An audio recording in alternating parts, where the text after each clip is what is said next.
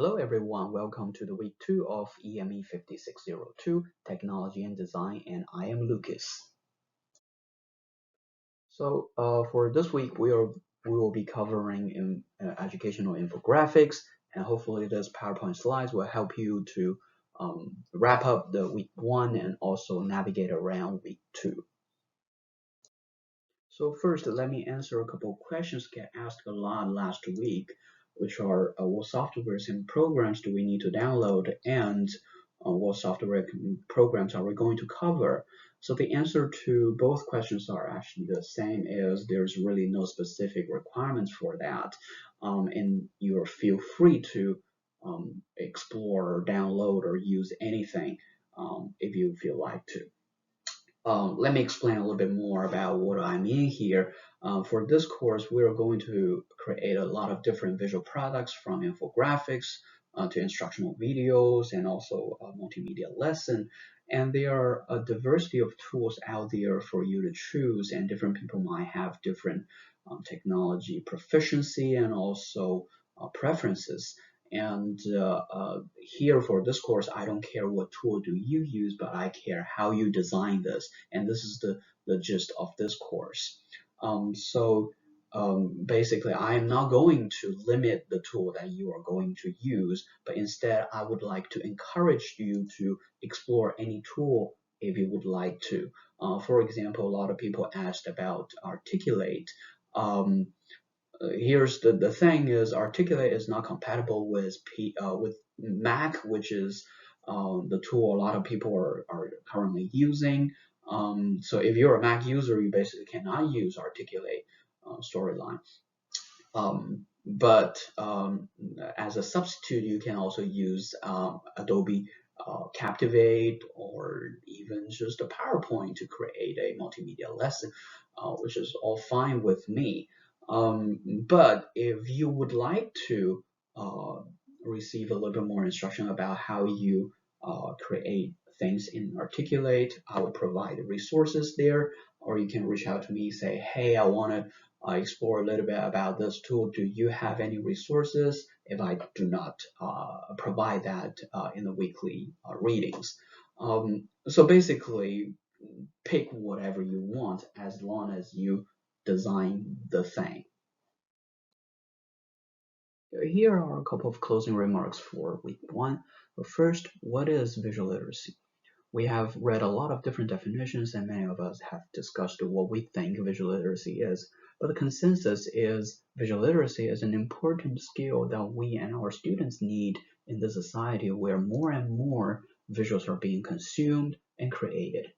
We as instructional designers can help cultivate people's ability to make the best use of the visuals through creating well-designed instructional materials. But the visuals can be in many different forms. Sometimes a printed text can be a visual, a single color can be a visual, and it can really exist in different ways. So it really depends on, is there a clear visual information being presented instead of how it is presented. So there are a lot of very good examples on our discussion board about visuals, and we have a canvas with a quote, commercials or infographics, book cover, or science and comics, etc. If you haven't checked them out, please do so because they are a lot of fun. So one last thing is a fun fact I have discovered from our intro discussion, which is many of us like blue, steel blue, navy blue, all kinds of different shades of blue. And I guess if you don't know what color to choose, blue is the go-to color based on this very simple survey. Okay, so week 2's reading. And first up is Robin Williams' Crab Principle. This is a very easy reading, very handy principle that a lot of people use to get started for design. And some of you probably have already heard it. If not, pay closer attention to it and enjoy the reading. Number 2 and number 3 are things related to designing visual products. Ruth Clark's e-learning principles is a very old one, but you will find a lot of these principles are universal. Number two is Wilhelm's learning style does not exist. This contains an article and an instructional video about a very common misconception among the instructional design world, which is learning styles. I hope you enjoy these. And also I picked a couple of online resources about visual design. They're about fonts, color, size, shape, etc. Feel free to skim through these. And also I picked a couple of journal articles about infographics design, and I would recommend you to focus on at least the first two articles, especially the second one, which contains a rubric about how to evaluate an infographic. So we're still early on in the stage of developing those infographics for assignment 1. So better to establish a framework about what is a good infographics and why do we need to develop it. Okay, what else to do this week? So basically two things. Number one is it is time to start to brainstorm a theme for yourself. In this semester, we will be creating different visual products from infographics to job aids to instructional videos to multimedia lessons. And it will be fantastic if you guys can develop a theme across all these assignments.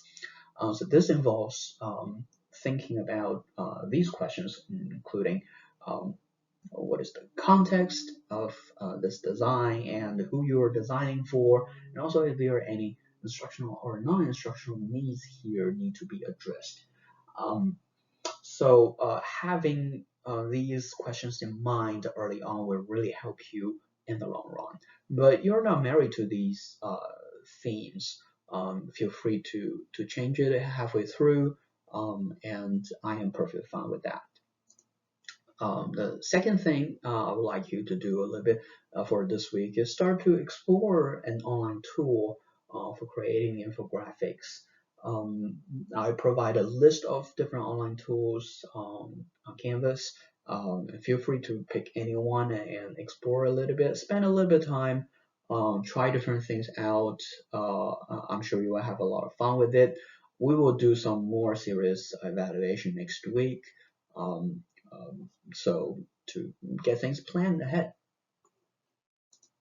All right, so that's all for this week's, and looking forward to seeing some wonderful discussion on the discussion board.